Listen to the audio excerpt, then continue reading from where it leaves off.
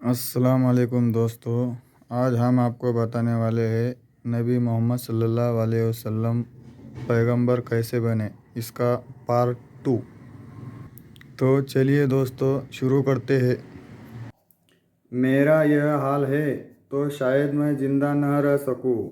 حضرت خدیجہ نے پیارے نبی صلی اللہ علیہ وسلم کی دھاڑس بتائی، بولی خدا کی قسم، اللہ آپ کو رسوائی اور ہلاکت میں نہ ڈالے گا، اس لیے کہ آپ نیک دل ہیں، محتاجوں کی مدد کرتے ہیں، سب آپ سے خوش رہتے ہیں۔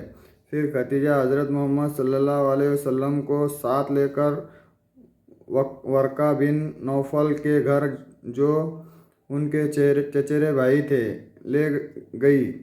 ورقہ بن نوفل تورات اور انجیل کے عالم تھے۔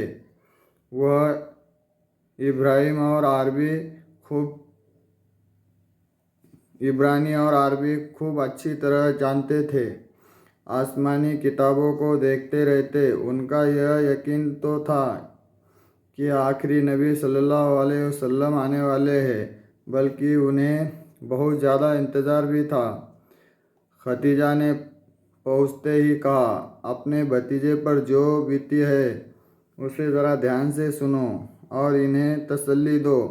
ورقہ بن نوفل نے پوچھا، کہو اے بھتیجے، کیا دیکھا اور کیا سنا؟ حضرت محمد صلی اللہ علیہ وسلم نے شروع سے آخر تک ساری بات سنا دی۔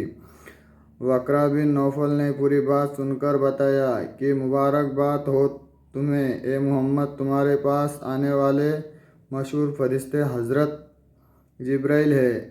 یہی حضرت موسیٰ اور عیسیٰ کے پاس آیا کرتے تھے، اب یہ تمہارے پاس آئے ہیں۔ یقینی بات ہے کہ تم آخری نبی ہو، تو ماہ زمین و آسماں ہے، سردار ہمہ مقربہ ہے،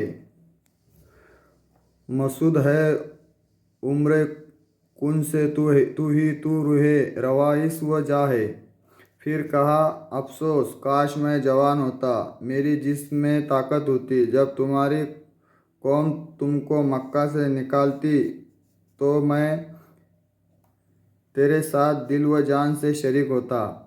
حضرت محمد صلی اللہ علیہ وسلم نے فرمایا، کیا قوم کے ہاتھ سے میرے نکالنے کی بھی نوبت آئے گی؟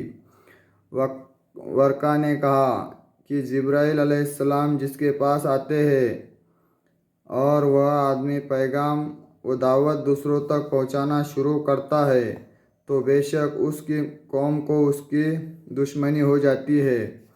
جب ورقہ کی باتوں سے حضور صلی اللہ علیہ وسلم کی تسلی ہو گئی تو آپ حضرت خدیجہ رضی اللہ عنہا کے ساتھ گھر آئے۔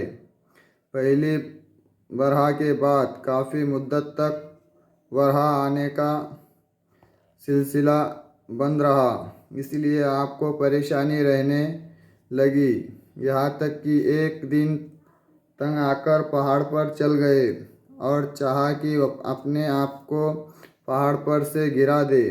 اتنے میں ایک آواز سنی، دیکھتے کیا ہے کہ حضرت جبرائیل زمین و آسمان کے درمیان ایک کرسی پر بیٹھے ہیں اور کہتے ہیں، محمد اللہ کے رسول، تم سچے رسول ہو۔ یہ سن کر پیارے نبی صلی اللہ علیہ وسلم کی تسلی ہوئی، لیکن حضرت جبرائیل کے بھاری بھرکم جسم کو دیکھنے سے دل میں بڑا رعب چھا گیا۔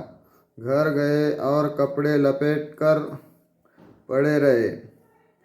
پھر حضرت جبرائیل علیہ السلام نازل ہوئے، فرمایا، اے کپڑوں میں لپٹنے والوں، اٹھو اور لوگوں کو ڈرا اور اللہ کی بڑائی کر۔ گویا یہ حکم تھا اسلام کی دعوت کو دوسروں تک پہنچانے کا۔ جب پیغمبر صلی اللہ علیہ وسلم کو حکم امت کو ڈرانے اور اللہ کا پیغام دوسروں تک پہنچانے کا ہوا تو سب سے پہلے حضرت خدیجہ رضی اللہ عنہا کو پوری بات بتائی۔ اس بیوی نے اسی وقت اسلام قبول کر لیا۔